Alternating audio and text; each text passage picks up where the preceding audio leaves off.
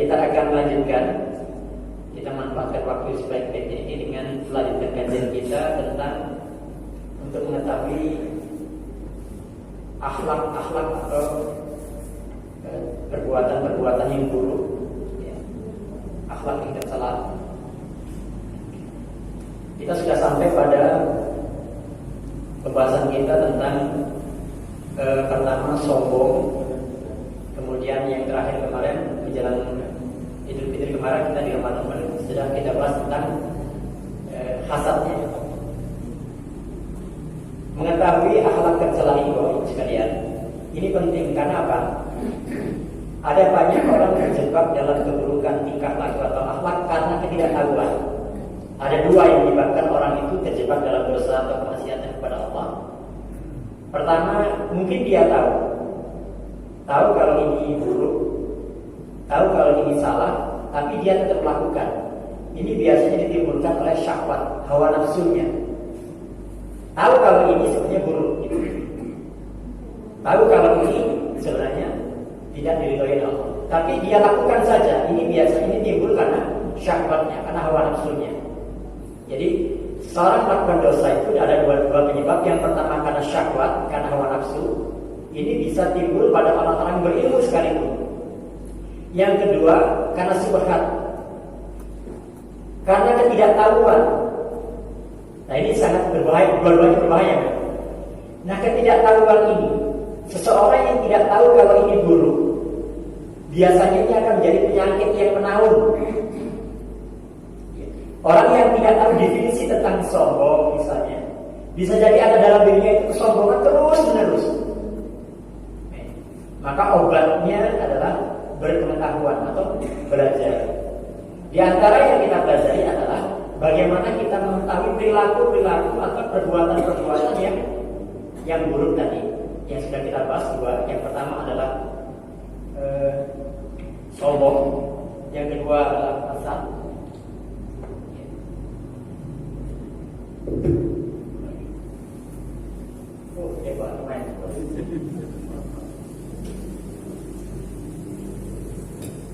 Kita tahu misalnya sudah saya sampaikan batalul haq wa khalqun nas.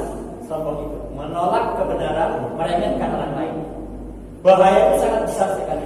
La yadkhulul jannah man kana fi qalbihi misqala dzarratin min kibrin. Enggak akan masuk surga orang yang dalam hatinya ada sifat sombong walaupun sebesar debu. Alhamdulillah, mengerikan sekali. Maka sifat sombong ini harus kita jelaskan. Yang kedua, hasad yang mana?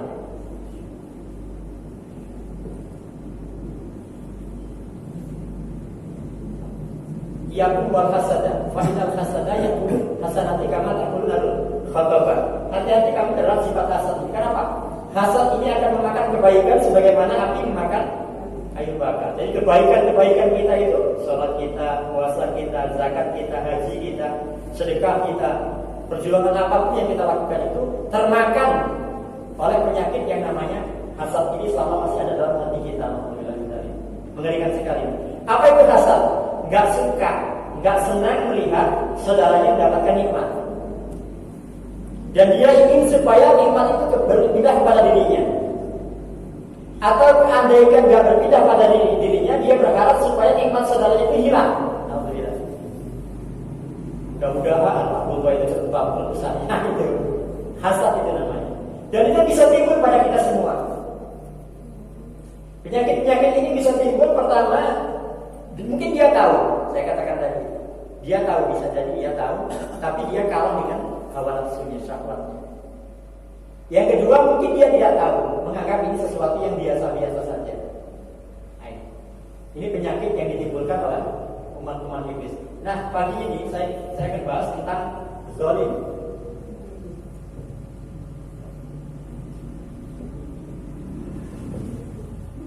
Zalim. Bukan dolim ya, kalau dolim itu sesat. Zalim itu artinya aniaya. Ya, saya terus dulu. Zalim itu ada tiga. Yang pertama zalim kepada Allah.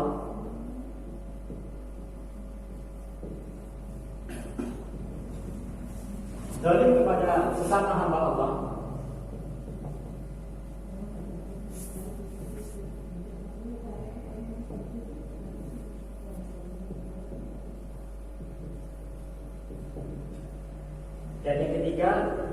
kepada diri sendiri.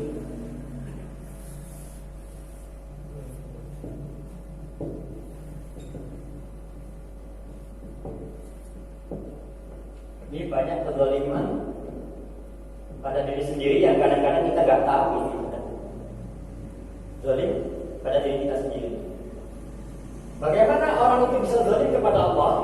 Pertama, dengan melakukan tindakan kekafiran. Yang kedua, dengan melakukan kesyirikan. Kita akan bahas satu persatu. Ya, tentang sifat zalim ini. Ada hadis qudsi ya, Allah berfirman dalam hadis qudsi, "Ya ibadi, ini haramtu dzulma ala nafsi." Wahai hambaku, sesungguhnya aku mengharamkan kezaliman bagi diriku sendiri. Wa ja'altuhu bainakum muharraman fala tadzalamu. Dan ia mengharamkan pula di tengah kalian, maka janganlah saling menzalimi. Jadi Allah sudah menetapkan bahwa Allah mengharamkan dirinya. Haram bagi Allah untuk berbuat zalim. Oleh karena itu Allah juga mengharamkan kepada hamba-hamba Allah ya perbuatan zalim itu. Maka kata Allah, janganlah kalian saling menzalimi. Apa sih arti zalim itu? Zalim itu artinya aniaya. Apa bahasa yang lebih mudahnya lagi? Nyakiti gitu. Zalim itu artinya nyakiti lah, lebih mudahnya begitu. Jadi orang yang suka berbuat zalim itu senangnya nyakiti gitu. Nah, nyakiti ini bisa nyakiti Allah, bisa nyakiti sesama manusia, bisa nyakiti diri sendiri. Ini agak nyeleneh juga. Masa Allah kok disakiti? Iya, banyak sekali orang-orang menyakiti Allah. Tapi ini nggak bertentangan dengan ayat Allah di surat Al-Baqarah itu ya, surat Al-Baqarah ayat 57 itu ya. Wa ma zalamuna walakin kanu anfusahum yadzlimun. Jadi bukan berarti kok Allah kok disakiti ya, atau kemudian Allah sakit hati gitu. Dan tidaklah mereka menganiaya tidaklah mereka menganiaya kami, tidaklah mereka menyakiti. Kan ada ayat di Al-Baqarah 57 itu Allah firmankan, wa ma zalamuna walakin kanu anfusahum yadzlimun. Dan tidak mereka menganiaya kami. Ini firman Allah. Tidak mereka menganiaya Allah maksudnya. Ya. Melainkan mereka menganiaya diri mereka sendiri. Ini nggak bertentangan dengan ayat ini maksudnya. Kan ada ayat yang mengatakan tidaklah mereka menganiaya kami, gitu kata Allah. Artinya tidaklah mereka menganiaya Allah, tapi mereka sebenarnya menganiaya diri mereka sendiri. Maka pembahasan ini sebenarnya tidak bertentangan dengan ayat ini. Maksudnya ketika orang itu menzalimi Allah sama dengan menzalimi diri sendiri, gitu maksudnya gitu. Baik, kita bahas. Bagaimana caranya seseorang itu menzalimi Allah, nyakiti Allah? Orang pekerjaannya nyakiti Allah terus setiap hari. Contohnya adalah dia melakukan tindakan kekafiran atau melaksanakan bentuk-bentuk kekufuran. Apa itu kafir? Menutup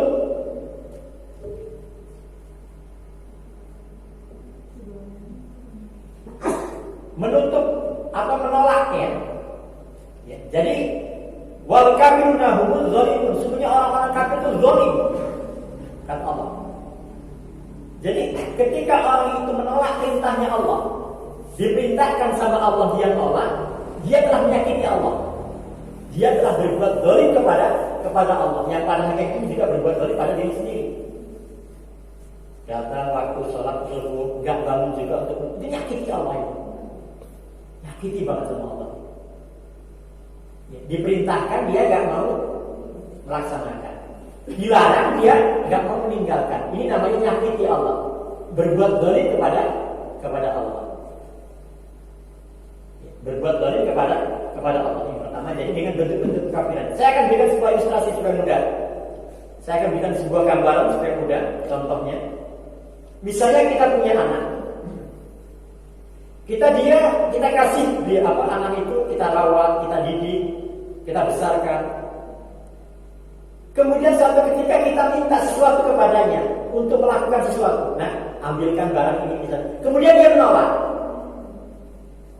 Gimana kira-kira kita sebagai orang yang sudah banyak jasanya kepadanya? Sehingga enggak kira-kira.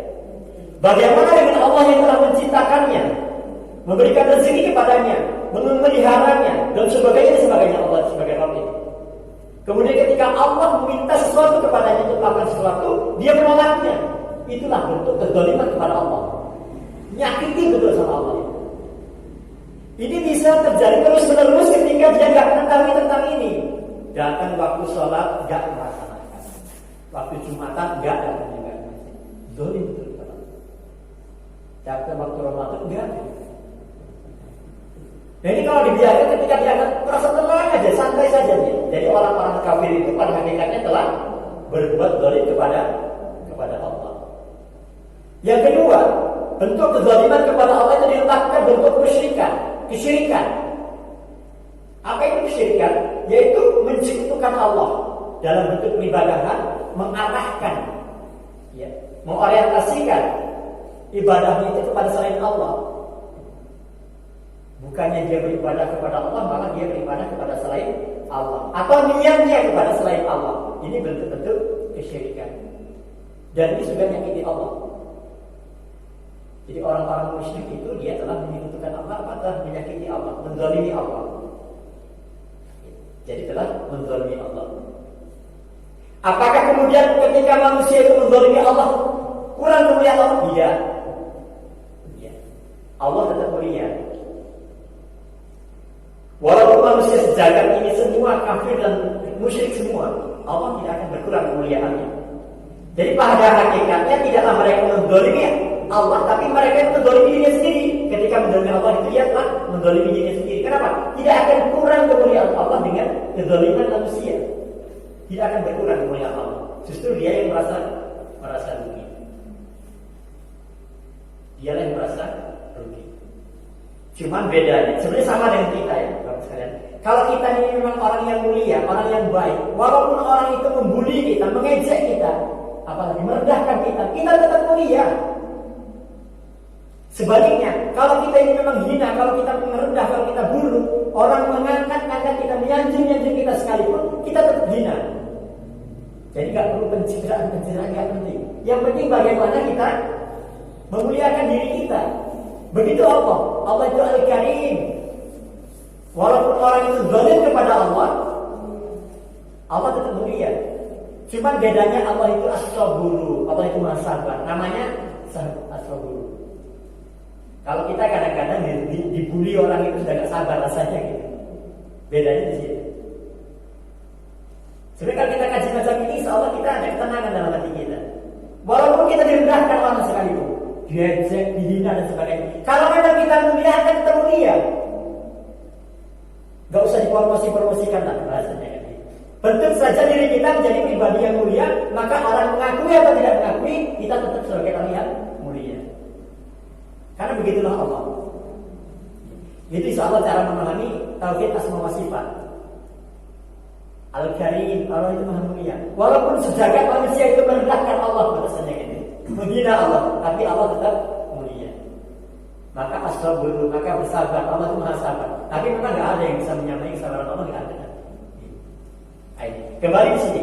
Jadi caranya manusia bentuk kezalimannya kepada Allah pertama dengan melakukan tindakan kekufuran atau kafir kepada Allah, yaitu menolak segala perintah Allah, kemudian mengabaikan daripada larangan-larangan Allah. Yang kedua dengan melakukan tindakan kemusyrikan. Innallaha yaghfiru isyraka bihi wa yaghfiru ma duna dzalika liman yasha. Allah tidak akan mengampuni dosa syirik, dan Allah mengampuni dosa selain syirik bagi siapa yang dikehendaki. Jadi dosa syirik ini maka akan terampuni. Jadi Pak Imam tadi Al-Kahfi 110. Barang siapa yang mengharap perjumpaan kepada Allah, ini siapa yang berkeinginan untuk berjumpa dengan Allah. Sebelumnya Allah itu sangat suka kalau ada orang yang suka berjumpa dengannya. Jadi ketika kita datang menghadap Allah dengan perasaan suka, ingin berjumpa pada Allah, maka Allah menyambutnya dengan rasa suka. Tapi barang siapa yang tidak ada keinginan untuk berjumpa dengan Allah, maka hadir di hadapan Allah, Allah tidak mau menerimanya. Di Al-Kahfi 110 dikatakan, barang siapa yang berharap berjumpa, mengharapkan berjumpa dengan Allah, hendaknya dia melakukan dua perbuatan apa? Beramal soleh. Yang kedua, jangan melakukan kesyirikan.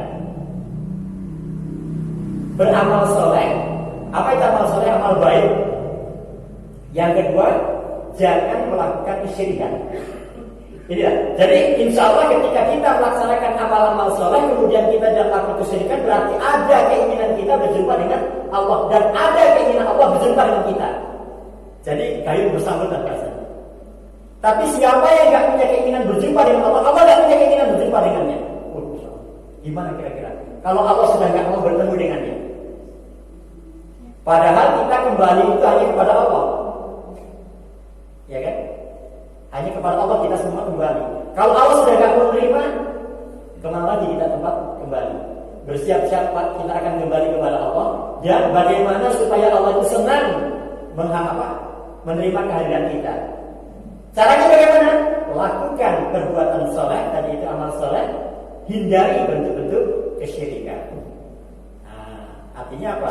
Jangan suka menyakiti Allah. Amal soleh bisa dilakukan dengan ketaatan, berarti menghindarkan kekafiran. Ya, kemusyrikan bisa dihindarkan dengan keikhlasan. Silakan. Inilah salah satu bentuk kezaliman yang kita pahami. Zalim atau aniaya itu bisa dilakukan ya seorang hamba kepada Allah Tuhannya. Dengan cara apa? Dengan melakukan tindakan kekafiran dan kemusyrikan. Fadol, silakan mungkin ada komentar-komentarnya. Tanya silakan dari sesi pertama ini. Zalim kepada Allah. Jadi ini kita harus tahu. Silakan. Waalaikumsalam. Termasuk zalim, Ustaz, kalau misalnya anak sakit, itu cocoknya sama dokter itu gitu, Ustaz. Kalau kita sakit, anak sakit dibantu dokter itu cocoknya gitu, Ustaz. Dokter itu zalim nggak, Ustaz? kalau anak sakit kemudian kita berapa ke dokter saja? Dokter itu cocok gitu. Dokter itu cocok. Ya. Jadi sangat tipis banget ya Pak Ibu ya. Sangat tipis bedanya antara kemusyrikan ya dengan akidah, ini sangat tipis banget. Ketika kita mengabaikan sunatullah namanya, ada namanya sunatullah atau kausalitas, hukum alam namanya, sebab akibat. Ketika sakit flu obatnya ini sebab akibat namanya. Orang yang mengabaikan ini, ya, orang yang mengabaikan ini sesat, kafir dia. Sesat ya. Apa itu dolim ya? Dolim dan sesat. Orang mengabaikan sunatullah itu sesat. Kalau memang mau sembuh ya sembuh, kalau enggak, kalau Allah berkehendak sembuh ya sembuh, kalau Allah enggak berkehendak sembuh enggak sembuh. Kemudian dia enggak berobat. Ini sesat semacam ini. Tapi percaya sepenuhnya kepada hukum alam, musyrik. Ngeri banget ini. Ini nanti ada di sini, Bu. Ada bisa diketahui di sendiri. Kita percaya sepenuhnya kepada hukum alam, pokoknya yang menyembuhkan itu dokter, atau yang menyembuhkan itu obat ini. Itu musyrik. Tapi percaya sepenuhnya mengabaikan itu sesat kita. Umat Islam itu nanti ada ma'aradul bil kauni, ridho kepada alam. Itu ada, kalau Allah menciptakan alam ini ada hukum namanya sunatullah bahasa kita, atau bahasa kausalitas, sebab akibat. Kalau Allah berkehendak kaya, ya nggak usah kerja aja, yang penting pasti kaya. Karena Allah dia nggak mau kerja gitu. Buktinya itu banyak orang, betul buktinya. Itu sesat yang orang semacam itu. Tapi percaya sepenuhnya pada hukum alam itu musyrik. Paham bisa dibantu? Nah, ini. Jadi memang kalau kita sakit ya kita harus berobat sesuai dengan kemampuan kita, sesuai dengan kemampuan kita. Kalau memang kita nggak punya kemampuan ke dokter, misalnya biaya dokter mahal misalnya kan, cari alternatif, tapi jangan bentuk kesyirikan. Artinya apa? Ketika melaksanakan kewajiban ini kemampuan kita semaksimal mungkin. Begitu kira-kira. Ya. Jadi saya ulang lagi, percaya sepenuhnya kepada sunatullah tadi itu, kepada obat tadi itu musyrik. Tapi mengabaikan itu sesat. Begitu kira-kira. Nah, jadi kita berada di antara kedua tengah-tengah itu, wasatiyah namanya. Jadi kita umat Islam ini betul-betul umat yang Bahwasanya yang betul-betul kita memahami tentang ini. Jangan mentang-mentang Ustadz Kiai kemudian meremehkan. Kan saya sudah kiai, nggak berapa juga nanti doa saya, nggak bisa begitu. Begitu misalnya. Ya. Jadi kita harus bagaimana semaksimal mungkin mencapai ya, sunatullah tadi itu. Kemudian kita menjaga akidah kita. Allah. Ya, silakan. Mungkin yang lain bisa ada tentang kezaliman kepada Allah. Bisa jadi zalim kepada Allah itu dulu. Jadi kesembuhan kan Allah yang mendatangkan kesembuhan. Jadi percaya sebenarnya bahwa yang menyembuhkan pil ini gitu kan, obat ini gitu kan. Dia lupakan Allah. Zalim betul kepada Allah. Zalim betul, nyakiti Allah itu. Kalau bangsa kita udah saya ngasih kan malah betul-betul Allah yang akan mengampuni dosa syirik itu. Kenapa? Allah itu satu-satunya Tuhan kita, malah mengakui Tuhan lain selain Allah itu. Yang menyembuhkan, yang melihara dan sebagainya. Gitu. Saya akan berikan contoh lagi, misalnya ini dosa syirik tidak diampuni oleh Allah. Allah jengkel banget dengan orang yang melakukan kesyirikan ini. Misalnya Pak Bulwailan dan Kalam, contoh saja misalnya. Melakukan kesalahan, pulang mabuk misalnya. Pulang ke rumah. Sampai ke rumah istri marah nggak kira? Marah. Istri yang cinta pada suami pasti marah ya. Tapi insya Allah akan dimaafkan besoknya. Udah sehari-hari makan lagi. Besoknya pagi pulang lagi, habis kalah judi. Marah nggak? Marah. Kalau nggak marah, ya istri kurang baik dan sebagainya. Tapi insya Allah sehari dua hari akan dimaafkan lagi. Karena Pak benar baik lagi kepada itu. Tapi sekali-kali jangan sampai pulang bawa perempuan baru ya. Marah nggak Bu kira-kira? Sembuh nggak marahnya kira-kira? Nggak bisa dirayu-rayu. Kalau kalah judi, kalah mabuk tadi masih bisa dirayu. Tapi kalau bawa tandingan yang baru, kasih tahu, nih deh istriku, inilah istriku yang baru. Marah nggak kira-kira?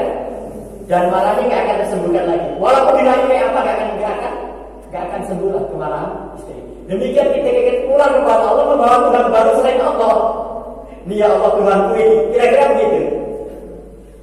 Itu ilustrasinya begitu. Ya. Atau dibaliklah, istrinya bawa pulang suami baru, kira-kira mana kan? Jadi orang yang pulang kepada Allah membawa Tuhan baru kira-kira, Tuhan lain selain Allah, itu maka Allah tidak akan mengampuni. Itu insya Allah makna daripada ya, cara kita memahami innallaha la yaghfiru an yushraka bihi. Allah tidak akan mengampuni dosa syirik.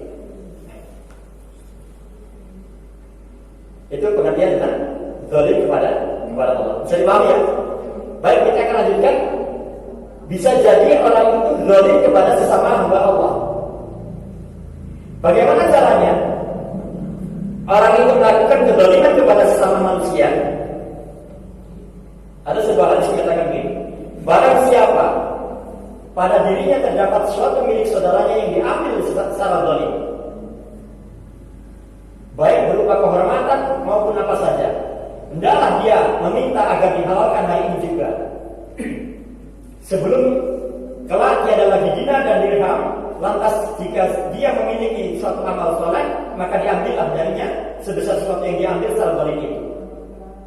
Dan jika dia tidak memiliki pahala, maka dia ambillah sebagian dosa pemilik sesuatu yang diambil secara zalim itu, lantas dipikulkan kepadanya. Siapa yang pernah menzalimi saudaranya, menzalimi sesama hamba Allah, menzalimi manusia dengan cara mengambil hak orang itu dengan cara mencuri, menipu dan sebagainya, baik secara kasar, secara halus, ilmiah dan sebagainya, maka segeralah untuk minta dihalalkan hari ini. Dia segera minta maaf hari ini. Sebelum datang hari, nggak ada lagi dinar dan dirham. Gak ada lagi uang emas, gak ada, perak gak ada. Pada saat itu nanti terjadi kisos namanya. Orang yang pernah mengambil barang saudaranya itu diminta untuk membalikan. Dan transaksi waktu itu gak lagi berguna, uang dan emas gak lagi berguna. Orang gak butuh lagi dengan itu. Yang terjadi adalah pahala dan dosa. Maka si pencuri tadi itu akan memberikan pahala yang dia miliki. Kalau dia punya pahala, diberikan kepada yang dicurinya tadi.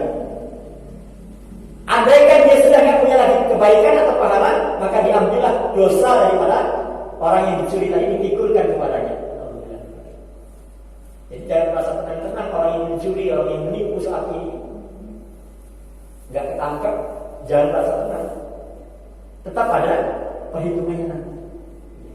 Barang siapa mengambil sejengkal saja tanah milik saudaranya, maka akan dikalungkan kepadanya 7 lapis bumi.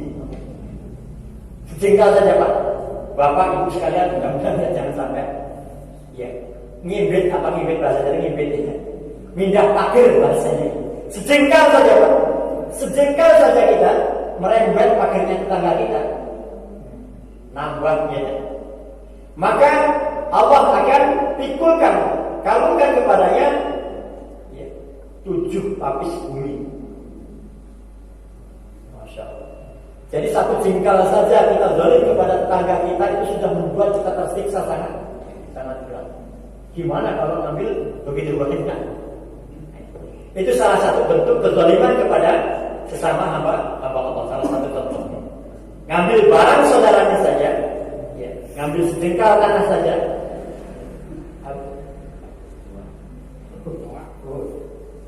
Mau ngaji juga ya? Iya. Jadi saksi. Jadi binatang, tumbuh-tumbuhan semua itu dari tidak ada, kemudian diadakan oleh Allah untuk menjadi saksi buat manusia.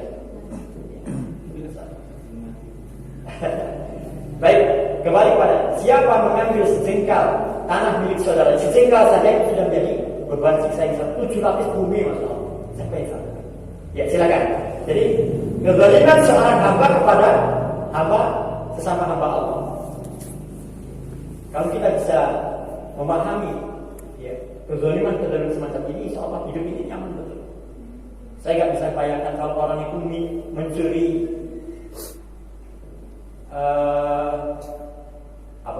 kekayaan negara gitu. Sedangkan negara ini milik berapa? 200 juta ya. Gimana nanti tuntutannya? Mikul dosanya 200 juta manusia, Masya Allah. Jangan tenang-tenang, wahai para koruptor. Sekarang kalian bisa lari kemana? Ke Singapura dan sebagainya. Sekarang kalian nggak ada tangkap KPK. Anda akan ditangkap belum sah hukumannya, karena belum berlaku hukum Allah. Jangan merasa gembira wahai para pencuri. Itu nggak membuat kalian bahagia di dunia ini. Nggak membuat hidup di dunia ini bahagia para pencuri, para koruptor. Nggak membuat hidup ini bahagia, karena kalian akan senantiasa gelisah hatinya. Dan lebih daripada itu, hukum sebelum terapkan hukum Allah tidak sah, walau sudah dipenjara di dunia ini. Alhamdulillah kita. Bayangkan memikul dosa 200 juta manusia.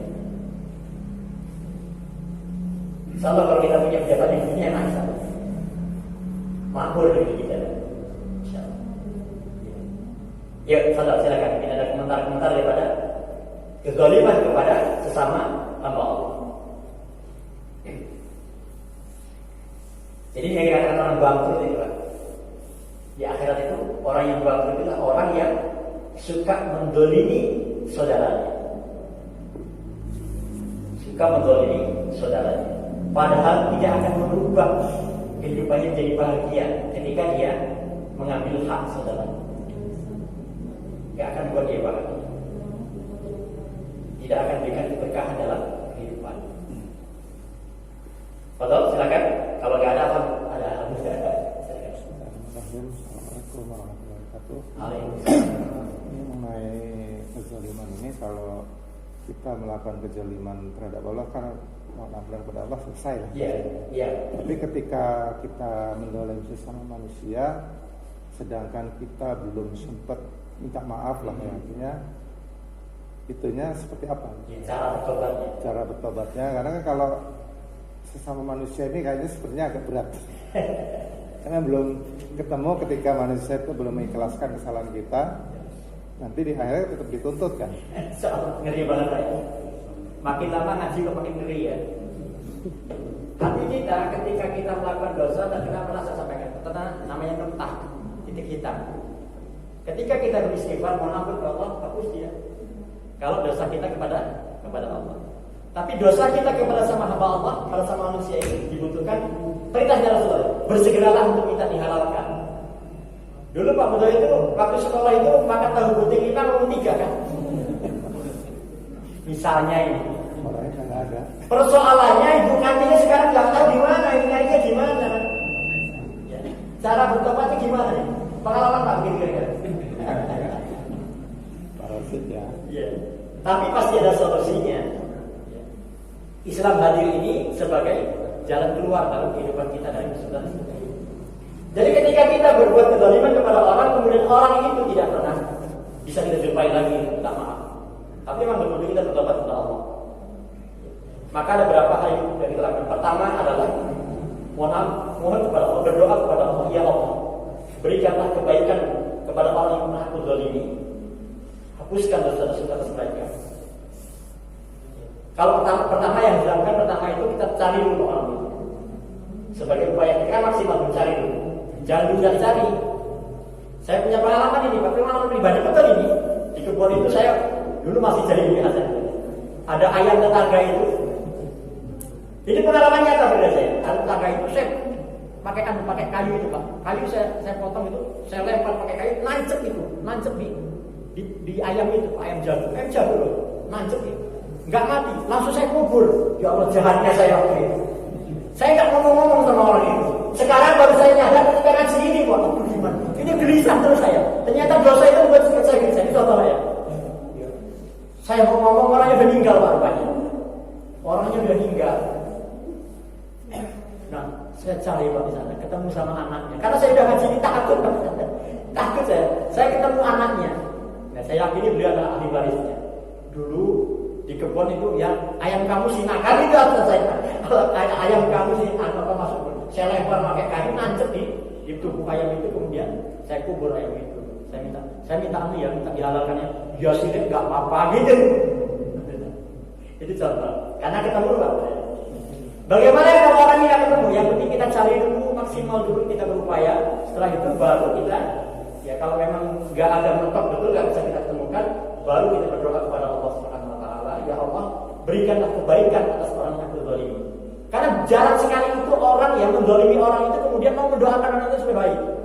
Biasanya kalau kita nggak suka sama orang itu, ya Allah mudah-mudahan bangkrut, kan gitu kan? Menghilangkan kehasatan, rasa hasad dalam diri kita, ya Allah, ya berikanlah kebaikan kepada orang yang pernah zalimi itu.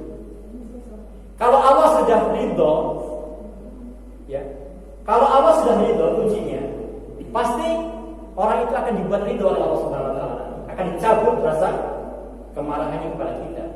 Intinya membuat Allah ridho kepada kita. Radhiyallahu anhu wa radu. Ya, Allah, karena kamu ridho kepada Allah, maka kamu ridho kepada Allah ridho kepada. Jadi caranya adalah banyak-banyak kita berdoa. Jadi kalau berdoa itu jangan cuma doakan diri sendiri, Bapak Ibu sekalian. Doakan ampuni saya ya Allah, ampuni kedua orang tua saya. Orang tua yang sudah meninggal itu sebut nama itu terus setiap hari, gak akan sekali. Orang tua terutama bapak dan ibu kalau sudah meninggal sekali itu sebut namanya, ya Allah, ampunilah mereka, lapangkan alam kuburnya, terangi alam kuburnya, masukkan beliau dalam Raudhatul Jannah. Sebut namanya satu-satu orang tua kita, termasuk mertua kita juga, sebut satu-satu. Ada 4 yang sebut 4, termasuk orang yang pernah kita zalimi. Ya Allah, tolong ya Allah, berikan kebaikan. Kalau dia masih hidup, diberikan kebaikan dalam kehidupannya. Kalau dia sudah meninggal, mudah-mudahan Allah berikan kebaikan dalam kuburnya. Kemudian hapuskan dosa-dosa atas mereka. Begitu Pak. Saya lanjut dulu ya, saya hampir nggak selesai masalah sampai kepada kezaliman kepada diri sendiri. Salah. Yang berikutnya, zalim kepada diri sendiri. Dengan cara apa dia melakukan kezaliman pada diri sendiri? Ketika dia membiarkan dirinya jatuh dalam kesesatan, maka pada hakikatnya dia telah menzalimi dirinya sendiri. Dan ini banyak yang disadari. Banyak yang disadari. Kedua, orang lebih fokus pada ini saja, kedua ini. Tapi dia gak peduli pada dirinya. Ingat, pada diri manusia itu ada, saya katakan begini.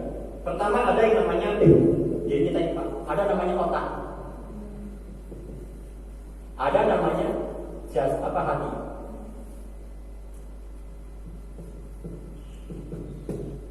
Yang ketiga ada namanya jasad. Sadarkah kita kalau kedua unsur ini itu punya kebutuhan? Apa kebutuhan daripada otak? vitaminnya otak apa? Ini wajib kita jaga kesehatannya 3 hal ini. Kalau kita nggak menjaga kesehatan 3 hal ini, maka zalim kita pada diri sendiri. Jadi nggak bisa dari kadang-kadang. Pertama, gizinya otak supaya sehat apa? Ilmu. Gizinya hati supaya sehat? Zikir. Jasad? Ya vitamin lah ya, 4 sehat yang sempurna. Apa? Itu sama, 4 sehat yang sempurna pula ya. Kita paham semua. Gak perlu diajari tetap. Gizinya. Lalu kita lihat satu persatu. Ketika seseorang itu membiarkan otaknya itu tidak berilmu, maka berarti dia zalim kepada otaknya, pada diri sendiri.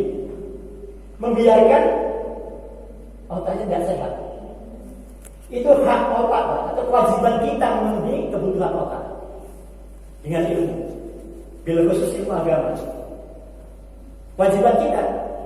Maka membiarkan otak kita tidak terpenuhi dengan ilmu terutama ilmu agama, maka zalimlah orang itu kepada dirinya sendiri.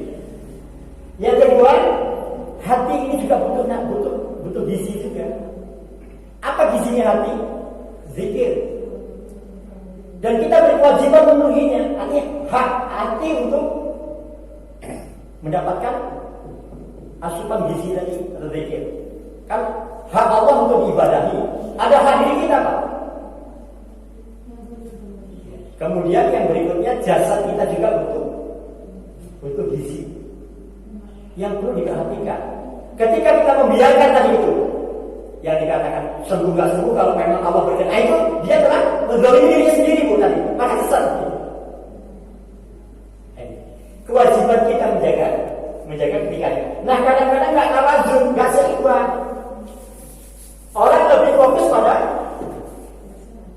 oh masya Allah kalau namanya jasad itu dimanjakan betul namanya. Kalau namanya kebutuhan jasad, nggak tawazun, nggak seimbang. Namanya nggak seimbang ya jomplang, apa jomplang maksudnya? Ya namanya nggak seimbang, nggak bahagia orang itu, nggak seimbang. Jadi kalau saya gambarkan, ini perut apa ini jasad ini misalnya, ini otaknya kecil kurus banget, hatinya kurus banget, yang beda cuma nggak bahagia. Kalau mau bahagia itu penuhi kebutuhan 3-3-nya itu. Otaknya cerdas, hatinya bening, dengan zikir, badannya sehat. Itulah yang bahagia. Dan kita Bapak Ibu sekalian, menjaga kesehatan ini bukan mempertahankan hidup, enggak. Bapak Ibu sekalian, olahraga jalan itu bukan memperpanjang umur. Ingat gak ini? Kalau umur kita sudah ditetapkan oleh Allah, jangan salah kita dalam memahaminya. Saya olahraga makan ini supaya panjang umur, enggak. Supaya kita sehat. Kalau kita sehat hidupnya enak. Karena banyak sekali orang yang enggak sakit pun meninggal ada. Ada orang yang sakit karena enggak meninggal dia ada. Dalam rangka kita memenuhi kebutuhan dan jasad tadi itu. Itu haknya dia untuk dipenuhi kebutuhannya. Bapak-bapak jangan malas-malas olahraga apa? Ya Pak Imam. Jangan cuma kita memenuhi otak kita dengan ilmu, hanya kita dengan zikir, nggak mau olahraga, ini nggak bagus juga. Nggak bagus juga. Maka seimbang, harus seimbang. Itu yang tawazun, baru bahagia. Saya akan buat sebuah ilustrasi kalau kita menjaga itu bukan memperpanjang umur, tidak. Ada seorang yang ahli di bidang ini, sebagai gambaran saja, contoh nggak ada nyatanya, tapi bisa kita. Ada seorang ahli peternakan. Ini dia tahu betul, paham tentang ternak.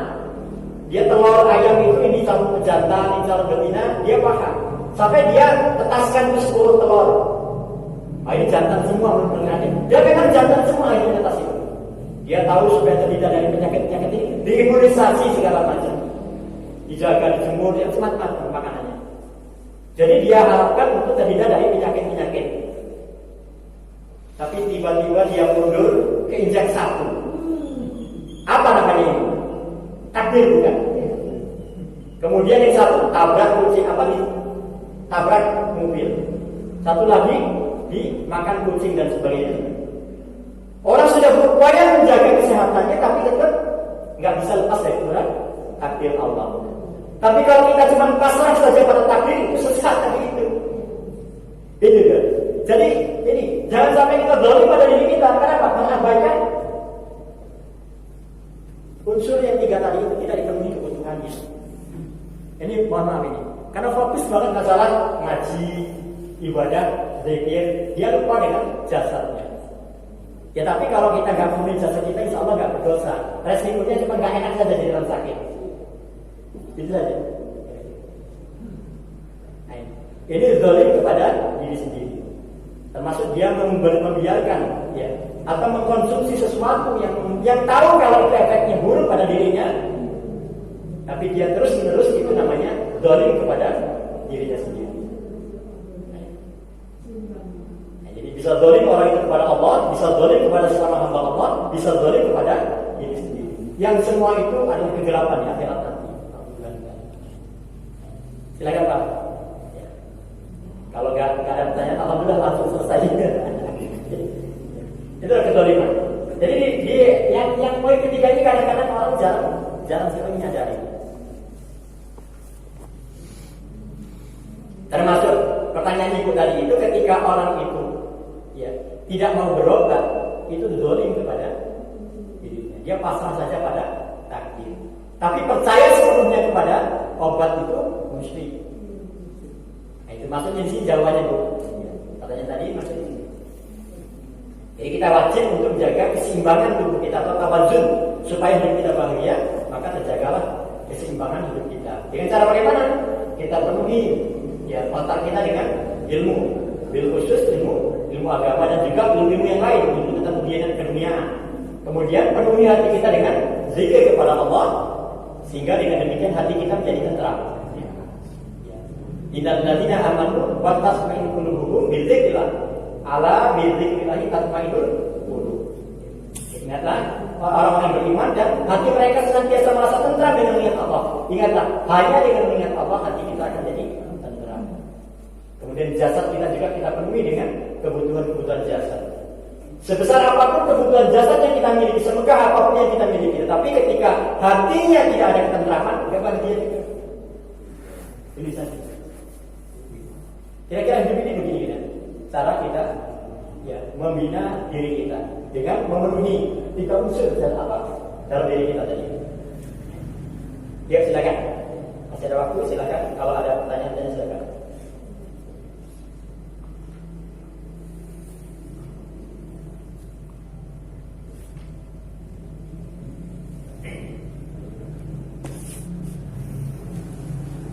Termasuk kedengkian yang kita bahas di pekan-pekan kemarin ini yang mengotori dirinya, yang membuat sakit hati kita, penyakitnya.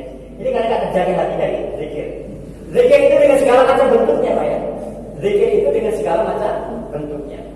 Subhanallahi ma fis samawati wal ardh. Jadi bertasbih semua apa yang ada di langit dan di bumi. Jadi semua di langit dan bumi semua bertasbih pada Allah. Kita sebagai manusia itu lebih wajib lagi bertasbih seharusnya, lebih wajib lagi berzikir. Apalagi kita yang sudah rajin ke masjid. Jadi kehidupan kita ini kehidupan zikir, Pak. Ada ikatan antara kita dengan Allah. Itulah ketenangan ini. Zikir dengan segala macam bentuknya. Sholat itu zikir, puasa itu zikir, sedekah itu zikir, termasuk lafaz-lafaz itu subhanallah dan sebagainya itu zikir. Jadi segala macam zikir dengan segala macam bentuknya. Termasuk apa yang kita bahas duduk bersama di masjid ini sekarang ini adalah dalam zikir kepada Allah. Dan ini penting banget dalam kehidupan kita. Jadi jangan hanya kita fokus pada masalah-masalah jasad saja, tapi otak dan hati kita terabaikan. Dan ini banyak sekali. Ini yang dikatakan gagal paham ya dalam kehidupan ini. Salah dalam memahami kehidupan ini. Semua orang pasti ingin bahagia, Pak. Pasti ingin bahagia. Tapi salah dalam mencari kebahagiaan itu. Apapun kondisi kita, insya Allah ketika kita penuhi 3 unsur tadi itu, maka insya Allah kita bahagia.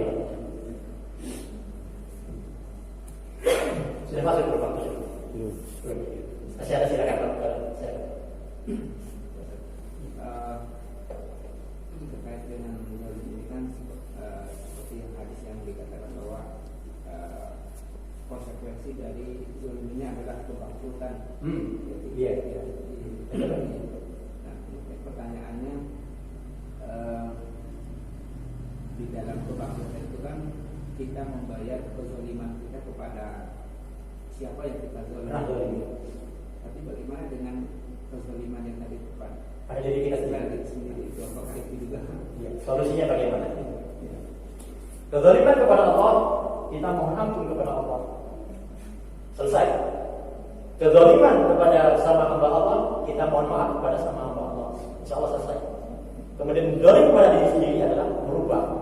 Yang itu bertobatan, masuklah kategori taubat. Pertama, ya taubatan nasuhah namanya. Pertama, merasa menyesal terhadap apa yang pernah dia lakukan. Menyesal. Yang kedua, tidak mengulangi lagi. Saya tulis saya supaya mudah. Pertama, apa? Menyesal.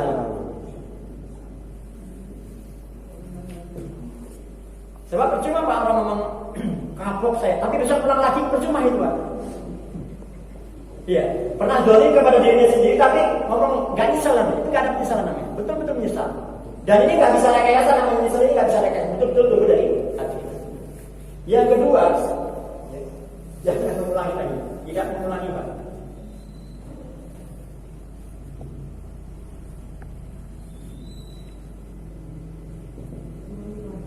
Tidak mengulangi perbuatan zalim ini. Jangan pula kita sudah menyesal tapi masih mengulangi tadi. Kalau Ustaz Jainuddin tobat sambal katanya, sekarang apa besok ulang lagi. Kalau nggak ada sambelnya nanya malah mana sambelnya. Nah ini yang paling penting terakhir adalah mengisi sisa-sisa hidupnya dengan ketaatan. Ini yang paling penting.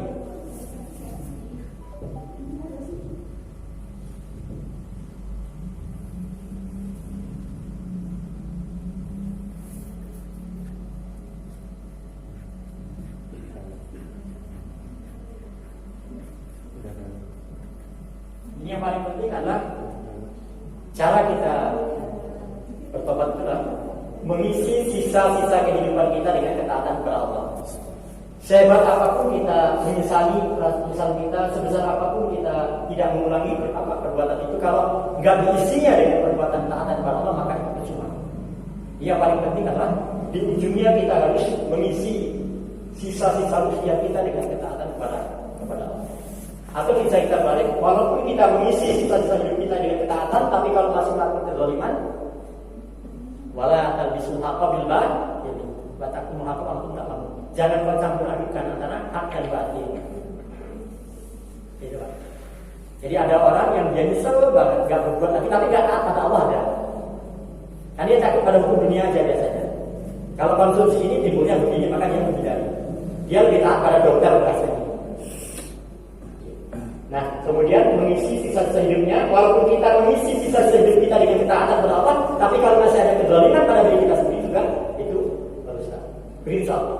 Jadi tiga hal ini soal benar-benar terpenuhi. Pertama adalah jangan dekat lagi kalau kita pernah zalim kepada diri sendiri, dan kemudian sesali dan isilah sisa-sisa hidup kita ini dengan ketaatan kepada Allah. Walau ini mungkin mudah-mudahan apa yang saya sampaikan ini memberikan kemanfaatan untuk kita bersama. Subhanallah wa bihamdika asyhadu an la ilaha illa anta astaghfiruka wa atubu ilaik. Assalamualaikum warahmatullahi wabarakatuh.